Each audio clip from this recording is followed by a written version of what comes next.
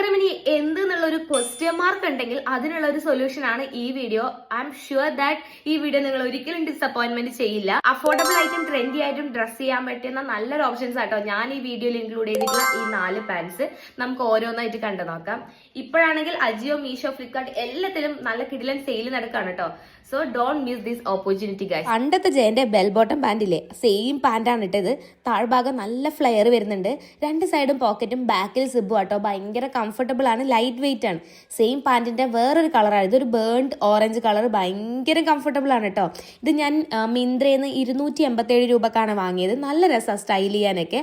അതുപോലെ ഈ കാണുന്ന ബ്ലാക്ക് പാൻ വെറും 217 രൂപക്ക് അജിയോന്ന് വാങ്ങിയതാണ്.